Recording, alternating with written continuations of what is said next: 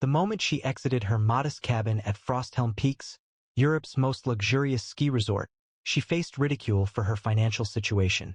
Her worn puffer coat, used skis, and a homemade wool hat gave the impression of a misplaced equipment handler. "That's the billionaire's girlfriend?" Someone scoffed. "I thought she was carrying the ski boots." The details of her past as a national athlete were unknown. She had been disqualified from the Olympics following a fabricated doping scandal engineered by the father of the heiress now facing her. Elise Wren stood in the cold scrutiny of the elite, her hazel eyes unwavering, her silence sharp.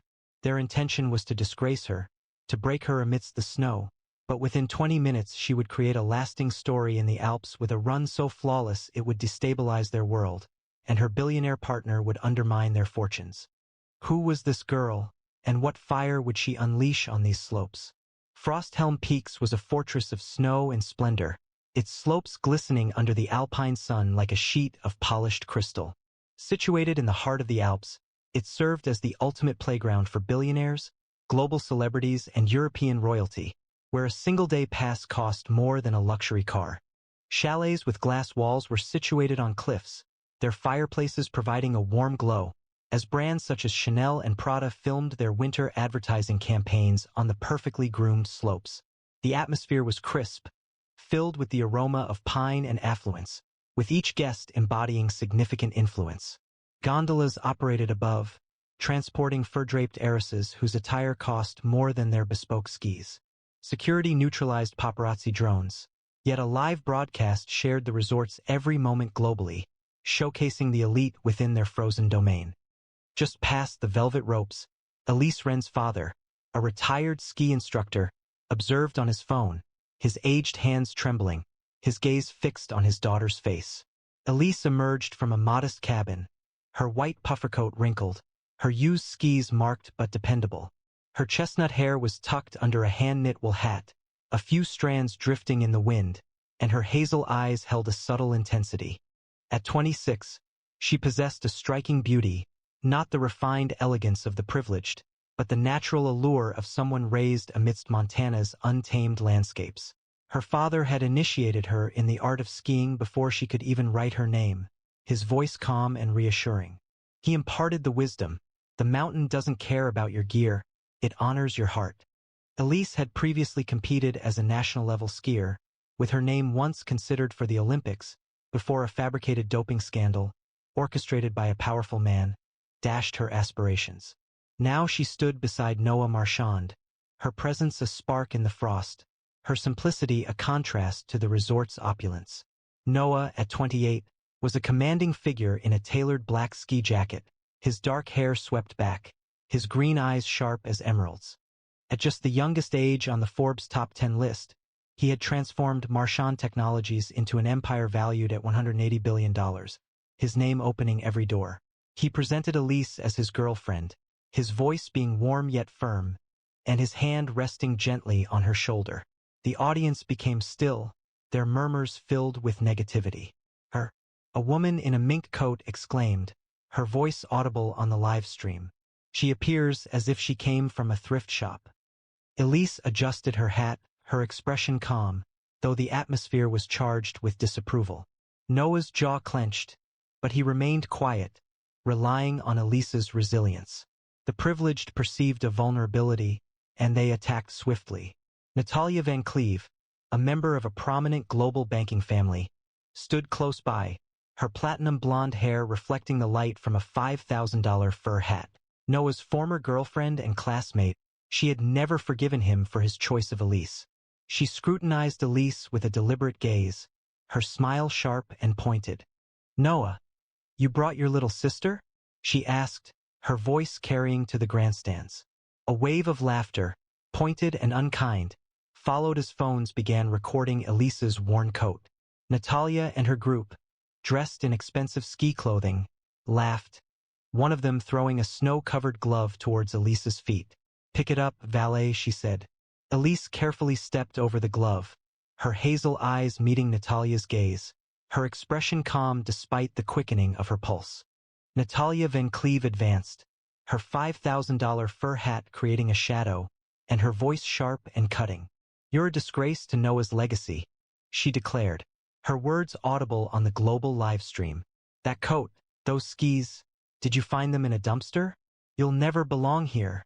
The clicking of her heels resonated, accompanied by cruel laughter, as phones focused on Elisa's wrinkled puffer. You're a nobody. Benefiting from his reputation, Natalia added, her smirk particularly pointed. Noah warrants a queen, not a beggar. Elisa's fingers pressed firmly on her skis, her hazel eyes reflecting a hidden determination, yet her expression stayed calm. Her father's hands shook on the live stream. The personal attack felt like a blow to his daughter's value. The audience's anger surged, their hearts aching for Elise, furious at Natalia's calculated attack on her identity and love. Her father's face on the live stream contorted, the insult feeling like a blow to his honor, and the viewers reacted with palpable anger. The grandstands hummed as Elise approached the lift, her knit hat visible amongst the crowd. Ethan Caldwell, a son of a tech entrepreneur, rested against a barrier, his $10,000 skis situated nearby. Wait, isn't she Noah's girlfriend? He scoffed, the sound audible on the live stream. Sweet face, but she resembles a life-size IKEA doll. Laughter from his friends cut through the cold air. Did she take the wrong exit? One asked. Another, Lila Voss, a model, remarked, I thought Noah only dated supermodels. It seems his preferred type has shifted to inspirational stories of a poor girl's struggles. The group erupted in noise, their phones illuminated as they composed captions. Hat Frost Helm Flop. Elise walked steadily, her face composed, her silence acting as protection from their criticism. As Elise neared the ski lift, the disdain of the wealthy escalated into a calculated display of aggression. A group of heiresses, dressed in ski suits costing $15,000, arranged themselves in a semicircle, their voices laced with scorn. Look at her, feigning Noah's status, one remarked, flinging a snow-covered mitten towards Elisa's feet. Return to your cabin, pauper. Another brandished a phone adorned with diamonds, declaring, she's a laughable bargain. I bet she's only ridden a sled. Mobile phones illuminated, displaying harsh livestream posts. A malfunction with a helmet visor, magnified through zoom, focused on her used skis. A technology magnate in a tailored parka exclaimed, she's tarnishing Noah's reputation. The audience's amusement felt like a public condemnation, every comment a strike against Elisa's quietness. Her father's expression on the live stream conveyed distress, each insult a blow to her dignity. The spectators' anger escalated, their pulses racing, angered by this group's unwavering brutality. The audience's anger intensified, their hearts aching for her dignity. A collection of skiers, their boots shining, assembled close to the lift, their hushed tones sharp as shards of ice. She's a charity case, one remarked, the words audible on the live stream. Noah's slumming it for PR, another added. A discarded lift pass was thrown towards her, accompanied by the words, clean that up, boot carrier. The paper slid across the snow, lightly touching her boots, but Elise remained still. Her father's hands trembled visibly on the live stream, tears reflecting the light, yet he remained focused. Noah's companions, a group of venture capitalists dressed in tailored outfits, spoke quietly amongst themselves, their voices audible. Noah's lost it, one commented. Bringing a newcomer to Frosthelm? She's damaging his reputation. The derisive laughter grew louder, each syllable feeling like a blow to Elisa's heart. She straightened her posture, her hazel eyes flashing, but her smile remained unchanged. A Frosthelm lift operator, his branded jacket gleaming, joined in the teasing, his voice laced with condescension. Miss, this isn't the rental shack, he said, loud enough for the crowd to hear. Your gear's a safety hazard. Perhaps stick to the beginner's slope. He indicated her second-hand skis, his smirk reflected by nearby guests. We don't allow skiers with donated equipment on Death Curl, he added, prompting laughter from the elite. The phones illuminated, recording Elisa's composed expression, with captions appearing as ski reject. The crowd's acceptance felt oppressive, their elitism a visible humiliation. Elise straightened her knit hat, her hazel eyes unwavering, but her father's live stream displayed his face collapsing, and the staff's involvement suggested a new betrayal. The audience's anger escalated, their fury at this institutional cruelty of fire threatening to explode, wanting Elise to retaliate. Natalia took advantage of the situation, her voice echoing across the slope. "Elise, if you're truly here to ski, let's add some stakes," she said, her laugh sharp as the snow. "One rundown death curl. The legendary slope, exclusively for professional athletes. If you win, I'll offer a sincere apology and donate $2 million to a charity of your choice. But if you lose, you'll remove your gloves, kneel in the snow, and tell the press, I'm not worthy of Noah Marchand." The crowd reacted sharply, their phones raised, anticipating Elise's potential embarrassment. Noah moved forward, his voice firm. "Enough, Natalia," he said. Elise squeezed his hand, her expression calm. "Let them wager," she replied quietly. "But if I succeed, they depart this mountain and they refrain from mentioning me ever again." The resort's live stream transformed into a virtual battleground, broadcasting the elite's derision to millions. Comments appeared, guests posting in real time their captions of public shaming. "Hat Frosthelm freak," one read, focusing on Elise's hand-knit hat. Someone claimed she was a fraud, a post shared by a royal's niece. A guest shouted, "Bet she bribed her way in with Noah's money," sparking laughter that echoed across the slope. The livestream comments flooded with demands to ban her. "Loser," a woman in a $12,000 ski suit called out. "She's humiliating Noah. Someone stop this." Elise's hands remained steady, her hazel eyes fixed on the peak, but her father's face on the livestream was a study in agony, each digital jab a blow to his daughter's pride. The audience's anger was palpable, their hearts with Elise, longing for this global shaming to cease, their fury at its magnitude a burning pain. The arena exploded with derisive laughter, the elite's contempt a powerful surge. Death Curl was a formidable challenge, its name a caution to all but the most skilled. The crowd's taunts followed Elise to the lift, their phones recording her every movement. A Russian oligarch's daughter, wrapped in sable, shouted, "She'll fail before the first turn." Laughter rippled through the group, their diamonds flashing in the light, with one person exclaiming, "Bet she's never seen a slope like this." The livestream commentary rapidly increased, with messages reading, "She's done. Poor girl fail." Ethan Caldwell rose to his feet, his voice carrying across the area. "Why is she even here? This is our mountain, not a welfare run." The onlookers responded with cheers, their sense of privilege forming a barrier around Elise. A ski instructor, having received payment from Natalia, subtly altered the slope's configuration, directing Elise's run toward a dangerous area of hidden ice and unprepared terrain. Elise examined her skis, her braids moving, her hazel eyes focused on the peak.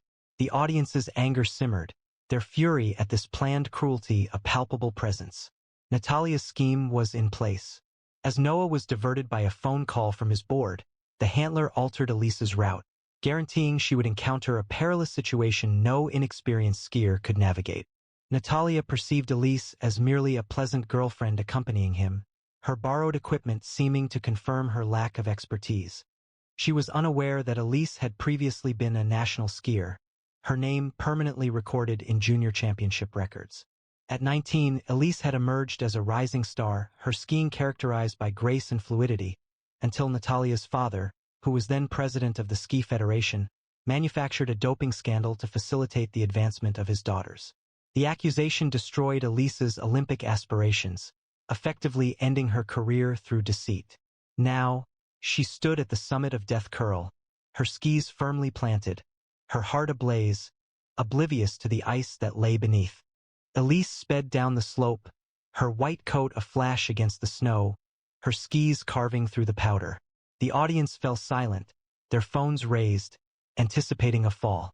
Death Curl was a formidable challenge, steep and winding, with precipices that made experienced skiers hesitate. The initial concealed patch of ice appeared, a treacherous hazard intended to unbalance her. Elise detected the change, her body leaning low, her skis grazing the side. She executed a 360 twist, her braids swirling, completing the maneuver with a sharp eagle landing that seemed to break the laws of physics. The audience reacted with a collective intake of breath, their previous amusement silenced. Coaches from the training area below rose to their feet, their clipboards momentarily discarded, to applaud. Elise's speed was overwhelming, each movement demonstrating exceptional skill, her used skis a challenge to those who doubted her. The live stream viewership surged. Who is she? This is unbelievable. The second obstacle appeared quickly, a rough section of unprepared ground with rocks partially hidden by snow. Elise moved with fluidity, her form a graceful line as she descended the slope. She navigated the hazard with ease, the sound of her skis filling the air, her hat remaining secure against the wind. The audience fell silent, their phones visibly vibrating as Elise launched off a ramp, executing a double-twist aerial and landing with a flawless technique that resonated through the mountain. The coaches cheered loudly, their applause joined by professional skiers who paused their runs to observe. Natalia's smile disappeared, her fur hat shifted, and her eyes widened in surprise. Ethan's jaw dropped, his confidence fading. The comments on the live stream exploded with praise. She's a goddess. Elise's father, observing from his phone, was overcome with emotion, a silent sense of pride as his daughter reasserted her identity. The final segment presented a formidable challenge, a constricted, inclining path featuring a sharp turn that had previously defeated skilled competitors. Elise moved, her skis a streak of motion, her form unified with the mountain. She approached the turn, her ski edge gripping the snow, her velocity obliterating the resort's previous record. The official sensors indicated her time, 1 minute and 47.2 seconds faster than any run in Frosthelm's history. She skidded to a stop, her breathing controlled, her hazel eyes scanning the spectators. The grandstands felt desolate, the elite's disdain seemed spectral, their phones ignored. Natalia remained motionless, her complexion wan, her influence diminishing. Media crews adjusted their cameras, documenting Elise's victory, as livestream viewers erupted in online discussion. She dominated them. #Frosthelm Queen. From the base, Noah observed, a surge of pride filling him as his green eyes followed the woman who had just set a new standard for the mountain. As Elise came to a stop, the coaches' applause rose to a resounding ovation, their respect washing away the skepticism of the established skiers. A seasoned Olympic trainer, his silver hair gleaming in the sunlight, approached.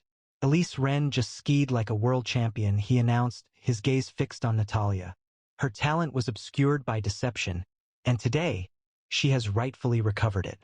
He addressed the crowd, his expression serious. Those who had ridiculed her ought to feel remorse. Natalia's complexion paled, her fur hat dropping onto the snow, her rein faltering in the face of Elise's victory. The live stream recorded her astonishment, with comments appearing rapidly. She's finished. #EliseLegend. The coaches raised their hands, confirming Elise's record as official, establishing her name as an enduring legacy on Frosthelm. Elise stood confidently, her knit hat a modest symbol of her triumph, her victory sharply diminishing Natalia's self-assurance. The audience erupted in cheers, their spirits lifting as Elise's skill silenced her detractors, her performance a symbol of fairness. Elise grasped the microphone, her voice strong and unwavering, piercing the quiet like a sliver of ice. I was removed from Olympic selection after your father invented a doping accusation against me, she stated, her hazel eyes fixed on Natalia, but I no longer desire gold medals. I simply needed to defeat you, to demonstrate that intelligence isn't dictated by your financial resources. A hush fell as the onlookers shifted, their previous harshness evident. Noah advanced, his hand gently touching hers, his voice firm and decisive. My family is withdrawing all investments from the Van Cleve Bank, he declared, his eyes gleaming intensely, and you are permanently prohibited from entering any resort managed by my corporate network. Natalia visibly faltered, her fur hat slipping, her family's power seemingly threatened. The repercussions were immediate. Ethan Caldwell walked slowly toward the lodge, his $10,000 skis unused, and his group avoiding his attention. Lila Voss attempted to dismiss the situation, but her modeling contract was already being reconsidered, her sponsors concerned by the reaction to the livestream. The Russian oligarch's daughter, who had wagered on Elise's fall, quietly left, her sable coat unable to block the rumors. She lost everything. The instructor responsible for manipulating the slope was dismissed immediately, his badge taken, and his career finished. The stands emptied, the elite resigned, their exclusivity shattered by the girl in the wrinkled coat. The Frosthelm crowd, once a wall of scorn, now stood in awe, phones down, and the former brutality was a bitter memory. A young skier who had been silent until then approached Elise, her voice trembling. "I was wrong to be silent," she said, her eyes shining. "You are what this resort should honor." The others joined her. The applause soared and the tide of respect drowned their past insults. The live stream documented the change, with comments rapidly appearing. "She transformed the mountain." #Elise serves as an inspiration. Ethan Caldwell's confidence crumbled, his $10,000 skis unused, his group dispersing as their embarrassment went viral. Lila Voss retreated, her modeling career suffering, her ridicule now a visible mark. The Russian oligarch's daughter remained isolated, her sable coat offering no protection from the murmurs. She wagered against a queen. Elise's talent burned brightly, fundamentally changing Frosthelm, her victory a lasting condemnation of those responsible. The audience's hearts pounded, their frustration evolving into pride, Elise's performance becoming a legendary tale that silenced her critics. Noah's companions, who had previously ridiculed Elise's abilities, dispersed, their investments wavering under Marchand's sway. The live stream gained worldwide popularity, Elise Ren dominating social media, her run establishing itself as a legend. Noah embraced Elise, speaking softly, his words intended solely for her. "You didn't need to prove anything," he said, his hand brushing her cheek. "You were always enough." Elise smiled, her hazel eyes softening, her knit hat a quiet crown. The resort's leaderboard was updated, her name now etched at the top. Elise Ren, death curl record, 1 minute and 47.2 seconds. Coaches approached, their respect palpable, one whispering, "You should have been at the Olympics." The live stream captured their embrace, comments appearing rapidly. "She's a queen," Noah and Elise. The mountain's structure changed, its entrances becoming more accessible, its essence transformed by a girl who'd skied past deception and ended it all with a flawless run. 2 days after Elise's run, a video of it became widespread online, with the caption, "Never judge a skier by her gear." The internet reacted strongly, her name becoming a symbol for those who are overlooked. Noah and Elise stood together, holding hands, their future representing a commitment to honesty. She faced ridicule and emerged a legend, not through victory, but through unwavering integrity. Frosthelm Peaks was no longer exclusive, it belonged to her, a testament to a young woman in a hand-knit hat who had inspired the Alps. Legendary skiing doesn't require expensive equipment, and genuine love isn't found in material possessions. It's found in staying true to what's important. Like, share, and subscribe for more stories like this. And tell us in the comments, what would you do if you were Elise? She endured harsh ridicule. At the most lavish financial gala in all of Europe, her unbranded satin dress, flat shoes, and hair styled simply were the subject of amusement on every velvet staircase. "It seems like a staff member has mistakenly entered the VIP lounge," one noblewoman murmured. "Who is she to be seated near the shareholder board?" Every glance seemed to overlook her, as though her presence was an unintentional oversight. Then the organizer's phone rang. Shortly afterward, the Marlowe family lawyer arrived, and unexpectedly, she became the sole heir to a billion-dollar empire. Marlowe Hall stood as a monument to wealth, its limestone facade glowing under the starlit skies of the English countryside. The mansion, with its sprawling gardens and baccarat chandeliers, served as the central hub of Europe's financial elite, having hosted the 70th birthday gala of Genevieve Marlowe, chairwoman of Marlowe and Company. A bastion of established wealth, the institution stood as the continent's oldest private bank. The atmosphere glowed with Dior gowns, Patek Philippe watches, and the delicate sound of crystal flutes. Invitations, adorned with gold leaf, listed names synonymous with powerful families. Rothschild, Agnelli, von Habsburg. No media entered the iron gates. No guest not pre-approved stepped across the marble threshold. This was a realm shaped by heritage, where lineage held value and discretion was a fault. Behind the velvet ropes, a retired professor in Hong Kong observed a private live stream, his frail hands holding a faded photo, his eyes focused on a young woman's solitary grace. Eva Sinclair entered the grand hall, her satin dress, a soft ivory, unbranded, flowing simply, reflecting the chandelier light. Her flat shoes made a quiet sound on the polished floor, her black hair tied low, with no jewelry on her wrists or neck. At 26, Eva possessed a subtle beauty, her almond eyes and gentle features glowing with a peaceful clarity, reminiscent of a still lake at dawn. Growing up in a modest Hong Kong flat, she had lost her mother at a young age and was raised by her father, a disowned heir who taught literature and rejected wealth. She had studied finance at a local university, worked as a translator for a small NGO, and maintained a frugal lifestyle, her heart molded by service rather than status. She arrived this evening as the guest of Hans Berger, chairman of Switzerland's largest investment fund, her appearance unannounced, her understated style a surprise amidst the elaborate gowns and jewels. The attendees' gazes followed Eva as she moved across the room, their murmurs cutting like shards of glass. Beatrice Langley, a British aristocrat in a $60,000 Dior gown, turned to her companion, her voice audible on the live stream. Was this a case of staff being allowed at galas now? She scoffed, her diamond tiara catching the light. Amusement spread among the assembled guests, many secretly recording Eva's simple dress with their phones. Marcus Vellier, a French hedge fund manager sporting a $15,000 Patek watch, smiled from his table. "Observe her wrist, not even a Cartier," he remarked, prompting laughter from his companions. Eva's fingers lightly touched her sash. Her expression remained calm, yet the atmosphere was thick with scorn. Her father's face on the live stream became strained, the insults feeling like a blow to his pride, and the audience pulsed with anger, a spark awaiting ignition. The ridicule intensified, evolving into a planned attack on Eva's appearance.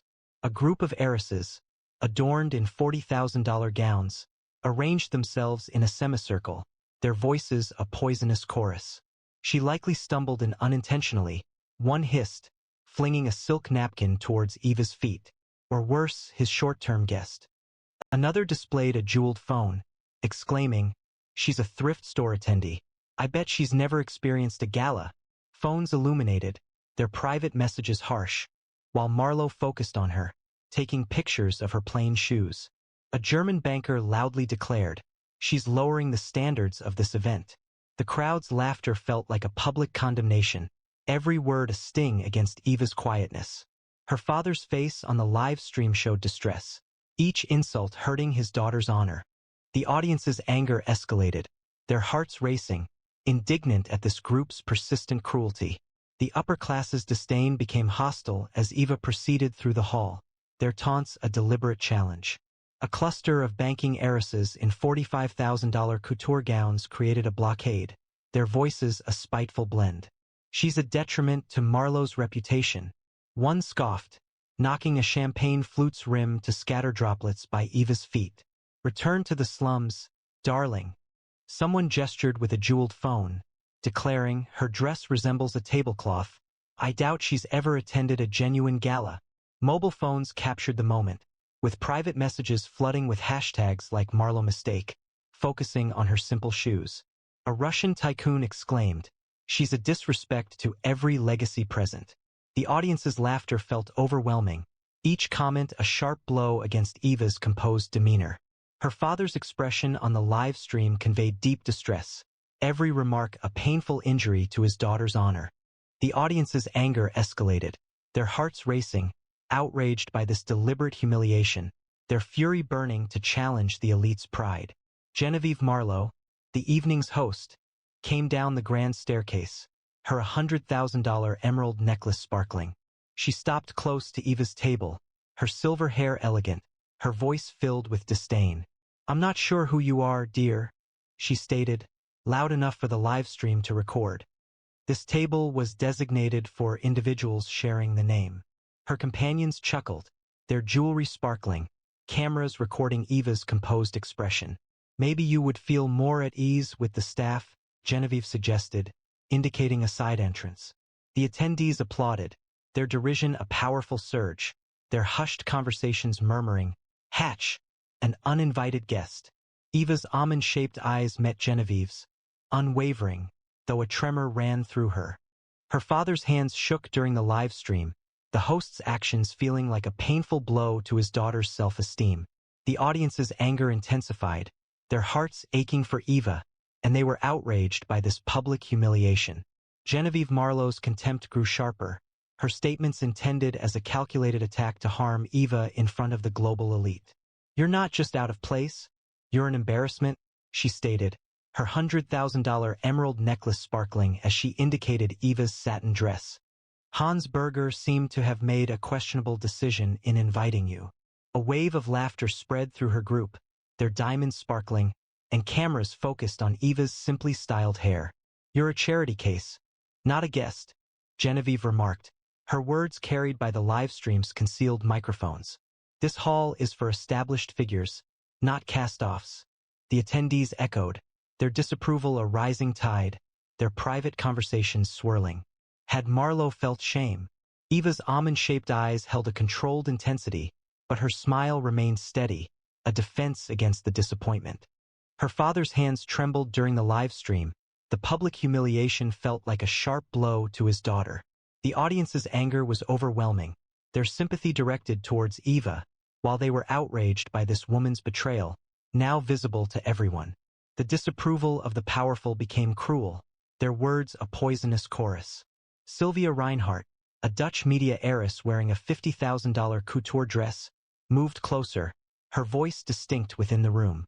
She seemed insignificant, likely paid to attend, she remarked, her words carried by the live stream's concealed microphones. Her associates concurred, one adding, "Her father must also be unremarkable. No wonder he isn't present." Numerous notifications appeared, private messages rapidly spreading, focusing on Eva's simply styled hair. A British lord's daughter exclaimed, "She is a disgrace to Marlowe's heritage." The laughter intensified, each remark feeling like a painful blow aimed at Eva's heart. Her father's face on the live stream conveyed immense distress, each falsehood a blow to his daughter's reputation.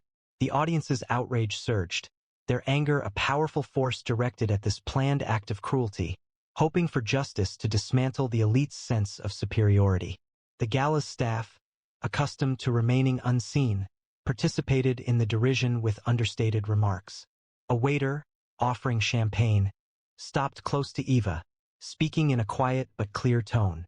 "Miss, the service entrance is that way," he said, gesturing toward a side door, his smirk reflected by nearby guests. "We don't typically seat guests of your kind at the main tables," he added, eliciting laughter from the elite. Numerous onlookers captured Eva's serene face, their private conversations circulating, a staff mistake. The crowd's approval felt like a stifling wave, their arrogance a public humiliation.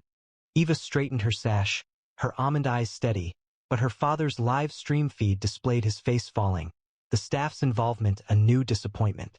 The audience's anger intensified, their hearts racing at this display of institutional cruelty, their fury ignited, threatening to destroy the hall's dignity. The gala's staff, instructed to protect Marlowe Hall's reputation, added their disdain to the elite's insults with sharp remarks. A maitre d', elegantly dressed, stopped close to Eva's table, his voice dripping with derision. "Miss, this section is reserved for invited guests only," he stated, ensuring the livestream could hear. He indicated her unbranded dress with a gesture, and a smirk spread across his face, reflected by those around him. "Your attire suggests you're in the incorrect area," he added, prompting laughter from the attendees. Phones recorded Eva's calm expression as private messages circulated, labeling the incident a gala oversight. The audience's agreement felt oppressive, their confidence a public embarrassment. Eva straightened her sash, her almond eyes steady, but her father's live stream revealed his face falling, the staff's involvement a new injury. The audience's anger intensified, their hearts racing at this institutional failing, their fury burning against the hall's reputation. Murmurs grew louder, the guests' disapproval becoming a worldwide event through the private live stream. A Monaco princess's cousin published an unidentified intruder, focusing on Eva's simple dress. A guest messaged, calling her a fake, a claim shared by a banking heir. The son of a French diplomat loudly suggested she forged her invitation, causing laughter to ripple through the hall. Hidden comments on the live stream surged with demands. Eject her. Imposter. A woman wearing a $30,000 Valentino gown exclaimed, "She's humiliating Marlowe Hall. Someone stop this." Eva's hands remained still, her almond-shaped eyes focused on the distance.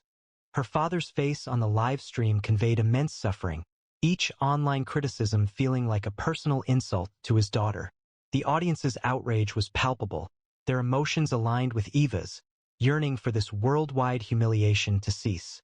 The guests' harshness escalated as they spread damaging stories, their voices a poisonous torrent intensified by the live stream.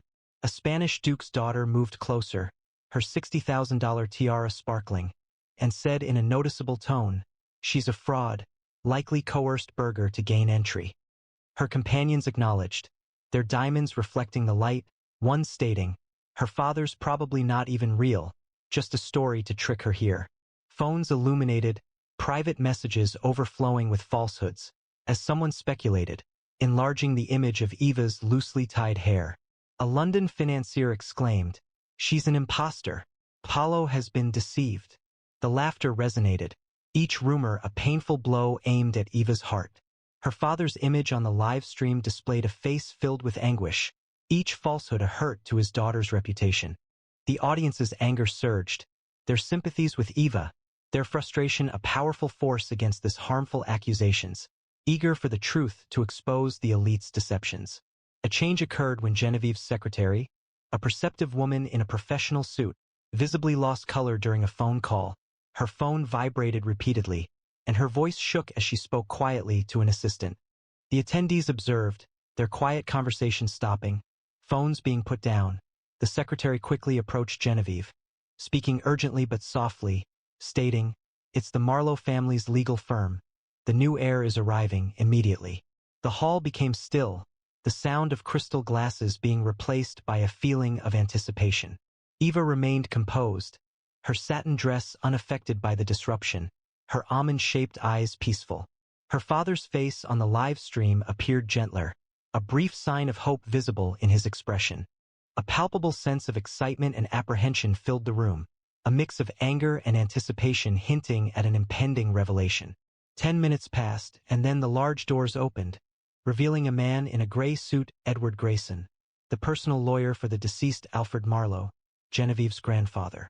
He carried a sealed envelope and a single sheet of paper. The assembled group made way for him, their jewels losing their brilliance, their expressions strained. Grayson spoke, his voice calm amidst the quiet, stating, "By directive of Alfred Marlowe's last will, the board of Marlowe and Company is required to convene without delay." He hesitated, his eyes meeting Eva's. "The only beneficiary of the Marlowe banking legacy is here this evening." A murmur went through the attendees, phones shaking, and the live stream became chaotic. The question arose, who is it? Not Genevieve? Eva subtly touched her sash, her expression unreadable, while her father, watching the live stream, showed a flash of pride. A palpable sense of expectation filled the room, transforming from resentment to amazement as the reality emerged. Grayson advanced, opening the envelope with careful precision. According to his statement, Alfred Marlowe's son, Henry, had been disowned for marrying a woman of Asian descent, a decision made contrary to the family's preferences. Henry and his wife had subsequently raised a daughter in seclusion, away from this society. That daughter is Eva Sinclair. He presented a document, a DNA test result, offering undeniable confirmation of Eva's heritage. According to Alfred's will, Eva is the sole heir to Marlowe and Company, possessing full control of its assets and board. A palpable stillness fell over the hall. Genevieve's emerald necklace seemed suddenly heavy, her face paling. Those guests who had previously mocked Eva appeared visibly uncomfortable, their phones momentarily forgotten. Eva's almond-shaped eyes met Grayson's, her silence radiating a powerful intensity. Her father's tears flowed during the live stream, his exile now appearing justified. The audience felt a surge of emotion, their anger shifting into celebration, as Eva's truth emerged, humbling the elite. The board members seated at the central table stood as one, their faces ashen. Genevieve's voice faltered. This is a mistake. But Grayson's gaze remained firm. The will is final. You and all other Marlowe branches are removed from ownership and the board, effective immediately. A collective gasp swept through the room. Their wealth felt inconsequential.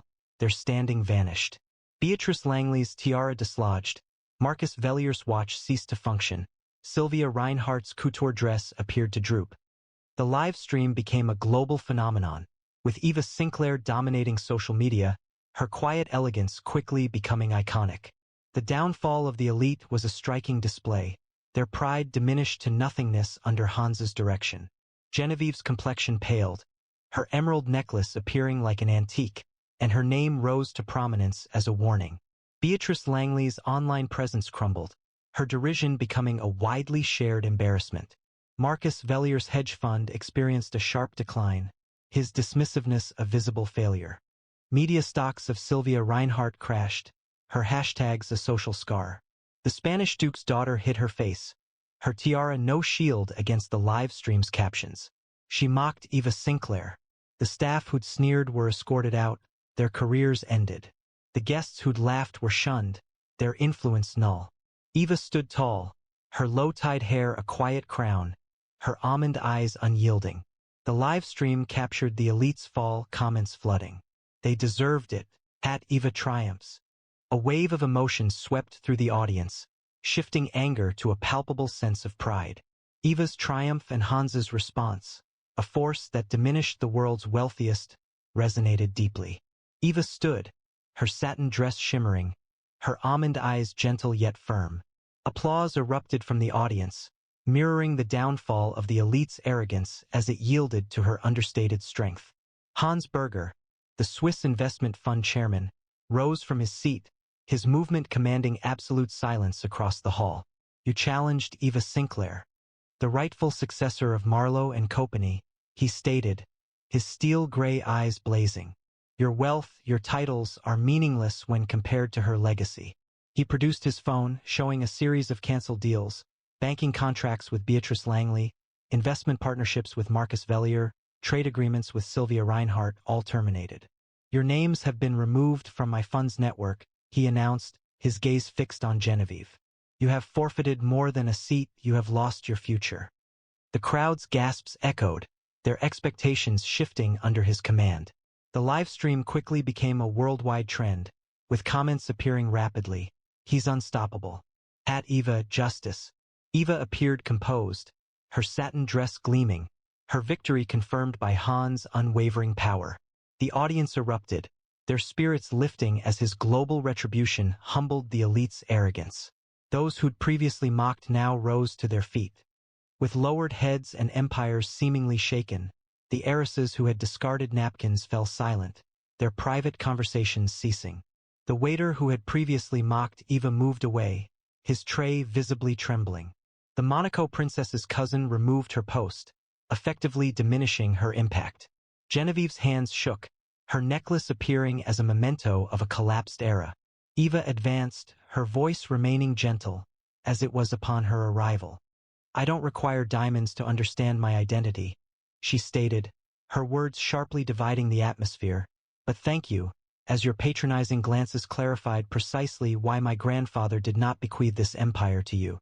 The hall remained still, no one willing to stir, their derision a diminishing resonance. The audience's esteem grew, Eva's demeanor a flame that consumed the elite's harshness into nothingness. The consequences were swift, a judgment conveyed without utterance. Genevieve's position on the board was terminated. Her name was removed from Marlowe and Company's history. Beatrice Langley's social reputation declined sharply. Her ridicule became a widely shared embarrassment. Marcus Vellier's hedge fund underwent audits. His derision became a matter of public record. Sylvia Reinhardt's media holdings experienced difficulties. Her promotional labels were deemed inappropriate. Those employees who had previously displayed contempt were let go. Their professional prospects ended. The attendees who had previously expressed amusement dispersed, their invitations were invalidated, and their standing diminished. Eva proceeded towards the large doors, her simple shoes firm, her satin dress a subtle symbol of elegance. Her father's face appeared on the live stream, radiating pride, his daughter's success a reflection of their combined resilience. The spectators' hearts raced, their frustration shifting to admiration, Eva's win a tribute to her poise. The hall's prominent figures stirred, their phones ringing with urgent calls to their staff. "Schedule a meeting with Miss Sinclair," one exclaimed, his voice wavering. "Now," she directs Marlowe, a fact passed around in hushed tones. Her Dior gown offered no defense against reality. The board members lingered, their positions rendered insignificant, their prospects now dependent on Eva's decisions. The live stream documented the disarray, with comments rapidly accumulating. "She appears invincible, having established Eva's guidelines." Eva halted at the entrance, her almond-shaped eyes briefly surveying the room. She was unaccompanied, without security or a retinue. She entered the night, leaving behind a procession of the world's wealthiest individuals vying for her notice, their gestures a quiet acknowledgement of her power. She possessed no aristocratic lineage, no jewelry adorning her wrist, no familiar name among them, but she held one distinction that none at Marlowe Hall did, a heritage that compelled the world's elite to show deference. Like, share, and subscribe for more stories like this, and tell us in the comments, would you have maintained your silence as Eva did? She endured a deeply embarrassing ordeal. During her wedding, each step she took down the Montclair Castle aisle felt oppressive, as if crushed under the weight of mocking stares. "Wait, that's the bride," someone derisively commented. They thought she was a member of the staff who was lost. Her dress was simple silk, lacking any embellishments, no shimmer, no train, no designer lace. She proceeded alone, without bridesmaids or family. And beneath the sound of clinking wine glasses arose whispers, cutting like knives. Was she deserted? She isn't suitable to be a billionaire's wife. Perhaps he reconsidered. A marriage arranged for compensation? Then the helicopter arrived. The individual everyone believed would be absent emerged, and in his hand he carried her father's. Montclair Castle stood as a stronghold of luxury. Its aged stones were situated on the cliffs of southern France, where lavender fields bordered the Mediterranean's sapphire glow. This was not simply a wedding location. It served as a prestigious platform for the world's elite. Global financiers, royalty, tech titans, and dynastic heirs were in attendance. These very halls had previously hosted the engagement of Monaco's princess, their chandeliers reflecting a rich history.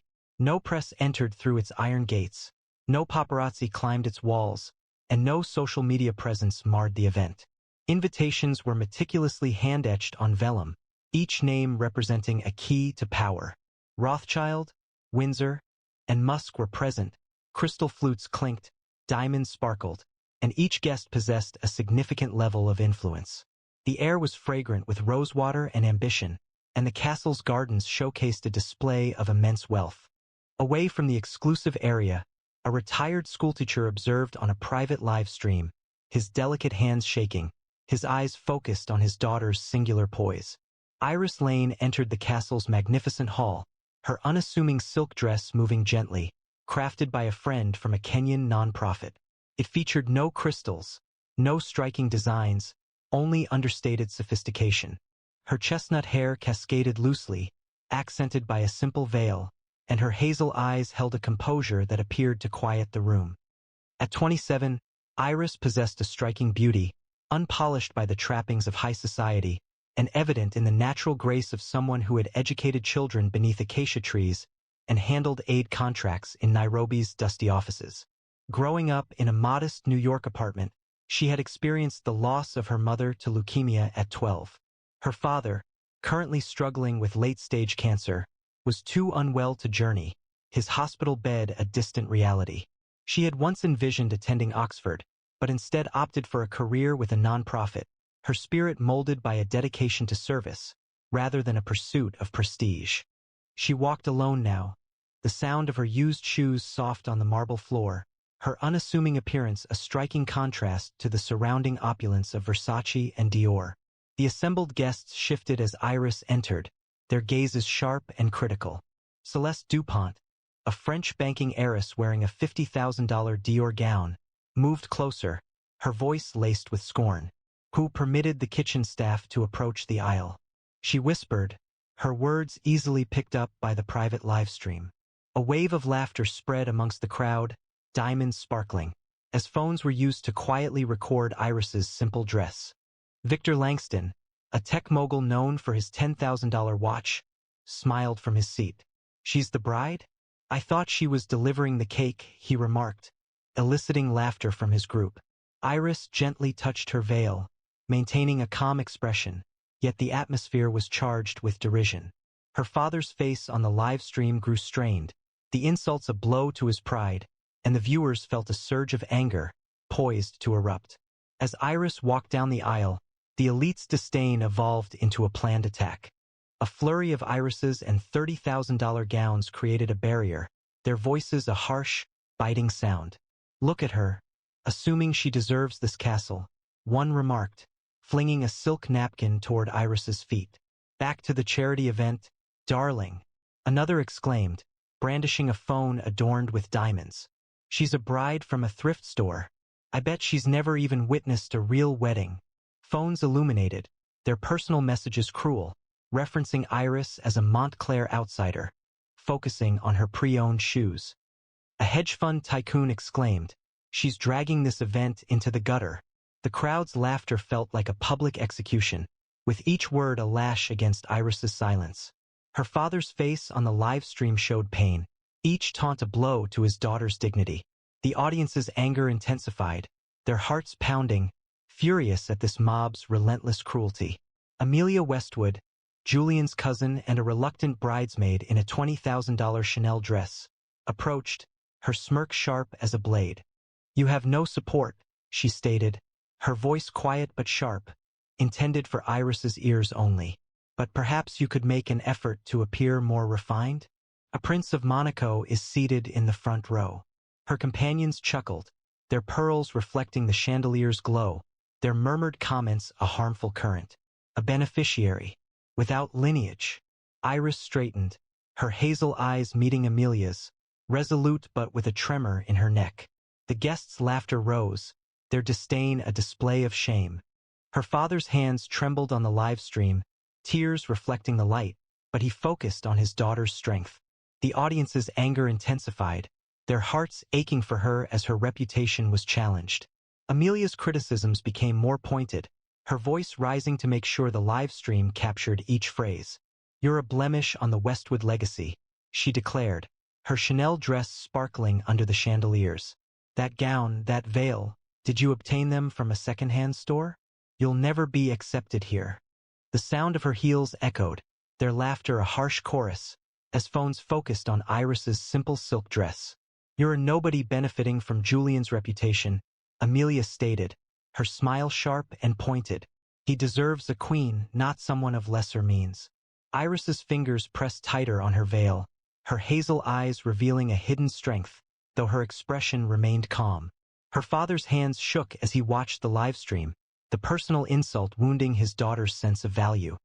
The audience's anger intensified, their feelings of sadness for Iris growing as they reacted to this calculated attack on her identity and love. The murmurings of the crowd became louder, their sense of privilege creating a protective barrier around Iris. A wife of a Russian oligarch, wearing a $30,000 Givenchy gown, turned to her husband. She commented about Iris's mother's absence, questioning if it was due to a lack of a ticket or funds. Her voice was audible on the live stream. Her friends chuckled, their jewelry sparkling, with one remarking, "It must be a charity wedding. He is engaged in humanitarian efforts, facilitated by marriage." Devices emitted light, subtly recording Iris's plain veil, with accompanying messages appearing in personal conversations. A misjudgment in Hat Montclair.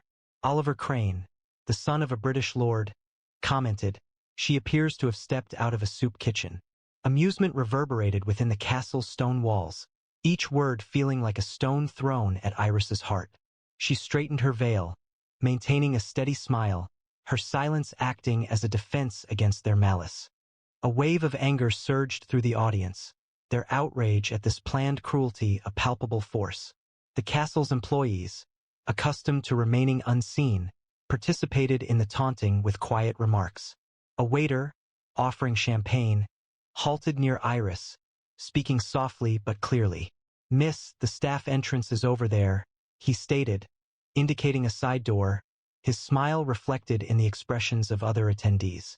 "We don't generally permit guests to stand at the altar," he continued, prompting laughter from the privileged. Cameras recorded Iris's serene expression, their intimate messages circulating. Wedding fraud. The audience's applause felt like a crushing wave, their self-importance a visible condemnation.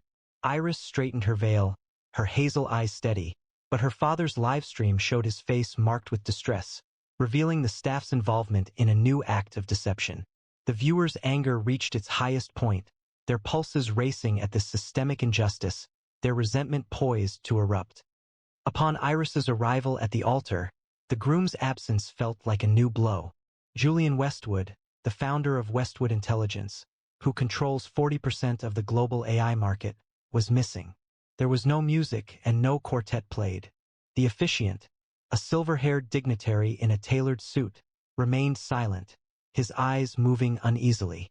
The guests looked at each other, their murmurs increasing. Had he abandoned her? A Dutch heiress murmured, her $15,000 earrings shifting. Whispers circulated about him still seeing that Italian model. One person commented, their voice picked up by the live stream's concealed microphones. Perhaps this entire situation was a publicity maneuver, someone suggested. Marry then vanish. Iris remained solitary, her simple dress sharply contrasting with the vacant spot next to her. Her hazel eyes focused on the distant view. Her father's expression on the live stream faltered, the rejection a painful blow, and the audience's anger intensified, hoping for this public humiliation to cease. The live stream transformed into a space of harsh judgment, intensifying the elite's disdain for a worldwide audience. Phones illuminated, guests sharing messages in private chats, their comments a public condemnation. Nana Mebride, one read, focusing on Iris's simple veil. "She's a fraud," another posted, disseminated by a royal's cousin. A guest exclaimed, "Bet she paid to wear that gown," which triggered a surge of laughter that resonated throughout the hall. The live stream's hidden comments overflowed with messages like, "Cancel the wedding," and "Imposter." A woman wearing an Oscar de la Renta gown valued at $40,000 loudly protested. Her actions were seen as disrespectful to the castle. Calls for intervention arose. Iris's hands remained composed, her hazel eyes focused on the altar, while her father's expression on the live stream revealed intense distress, each online comment a source of pain for his daughter. The audience's outrage grew, their feelings sympathetic to Iris, hoping for this widespread embarrassment to cease. The castle's employees, accustomed to remaining unseen, subtly participated in the derision. As a waiter passed, offering champagne, he stopped near Iris, speaking softly but clearly. "Miss, the staff entrance is over there," he stated, indicating a side door, his expression echoed by those around him. "We typically don't allow guests to stand at the altar," he added, prompting amusement from the assembled elite. Numerous phones recorded Iris's composed face, their personal messages flying with speculation. Wedding fraud. The collective acceptance felt overwhelming, their sense of superiority a public display of judgment. Iris adjusted her veil, her hazel eyes unwavering, but her father's live stream feed showed his face etched with pain, revealing the staff's complicity in a fresh betrayal. The audience's anger intensified, their hearts pounding at this institutional cruelty, their outrage a fire ready to explode. The whispers grew into a crescendo, the guests scorn a global spectacle via the private live stream. A German tech heiress posted about no-name bride, zooming in on Iris's plain gown. A guest texted, describing her as a nobody, a message shared by a royal's cousin. The wife of a French diplomat exclaimed, "Bet she forged her invitation." This sparked laughter that resonated throughout the hall. The live stream's hidden comments became a torrent. "Cancel the wedding," one read. "Fraud."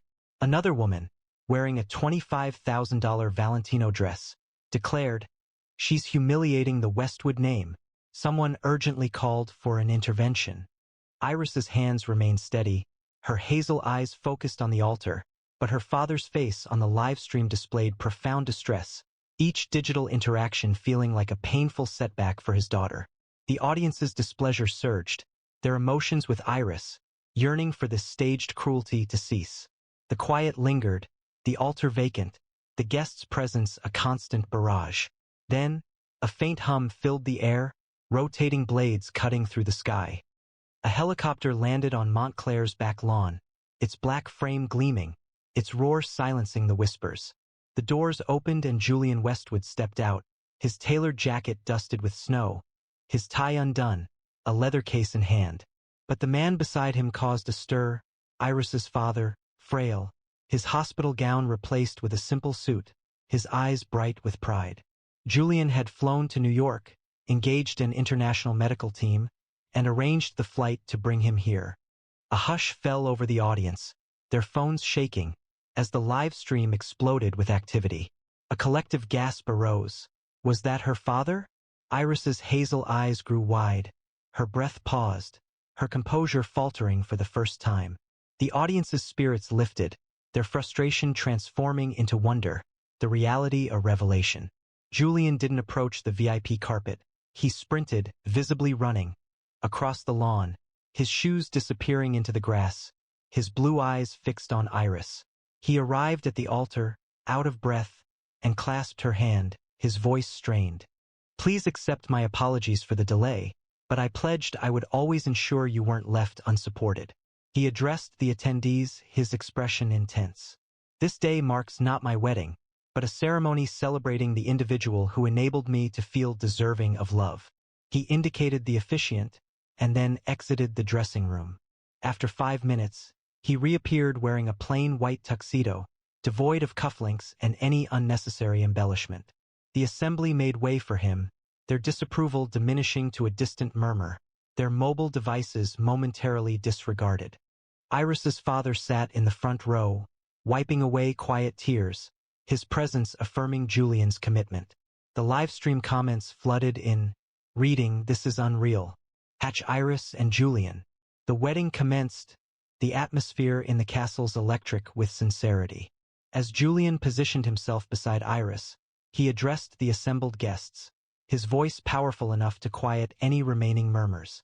"You ridiculed my wife, believing her to be inadequate alone," he declared, his blue eyes intensely focused. "Iris Lane remains the core of this castle, and you will be held accountable for your actions."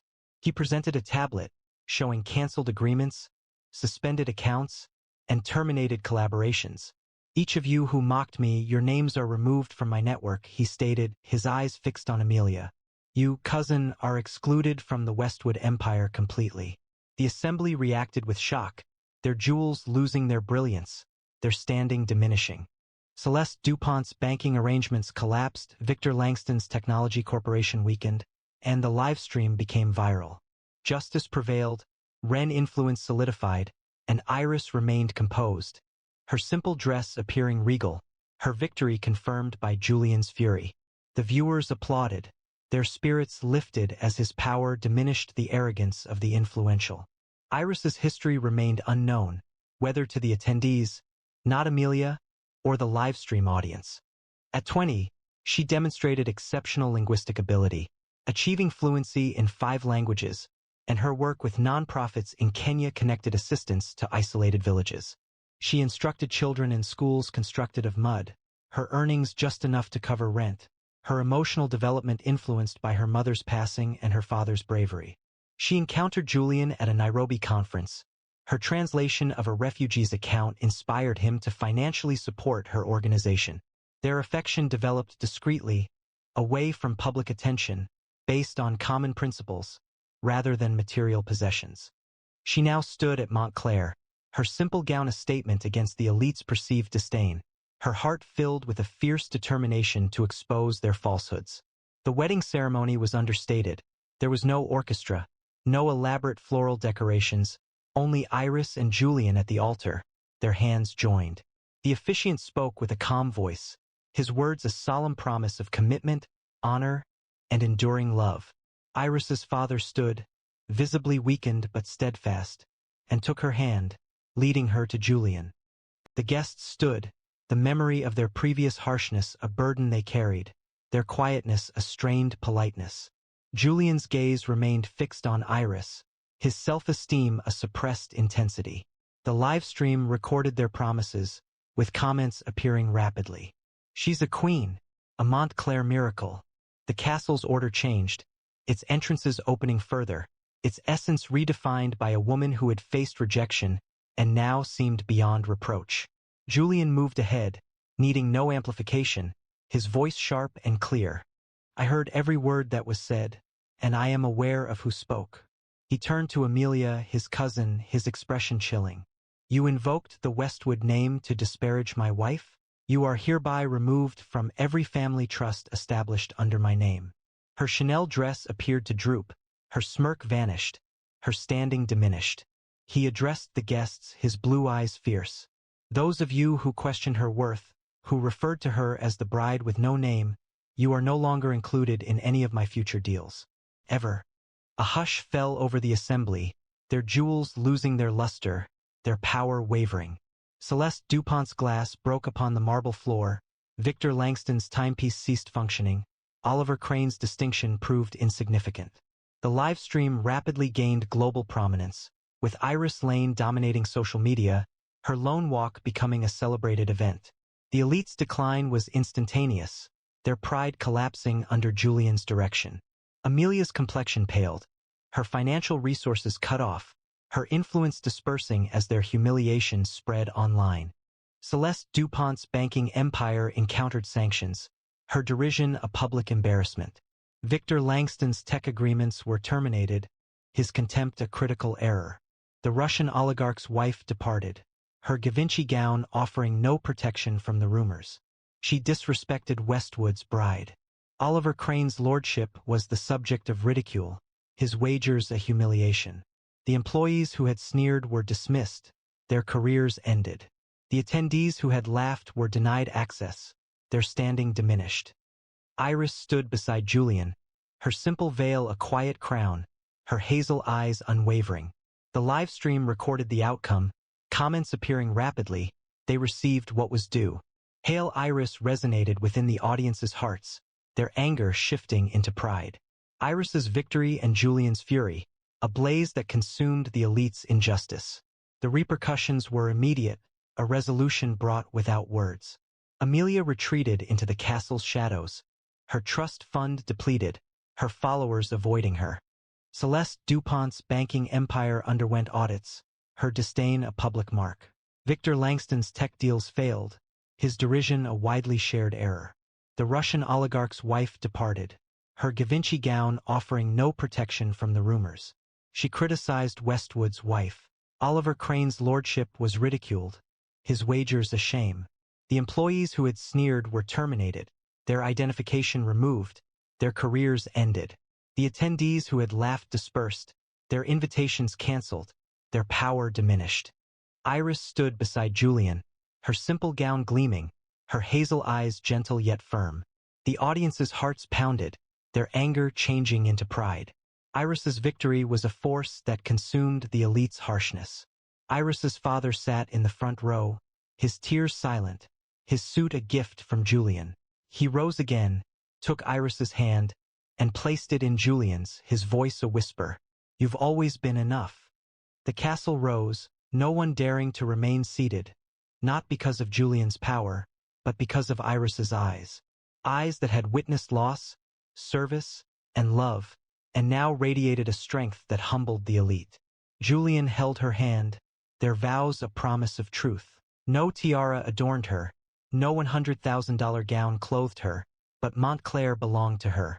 A monument to a woman who'd walked alone and made the world bow. She possessed no noble name, no dynasty behind her, no diamonds on her wrist. She possessed something unique compared to everyone else at Montclair, a man prepared to abandon everything simply to hold her hand. If you enjoyed this story, please like, share, and subscribe for more, and let us know in the comments, would you have stood alone like Iris did?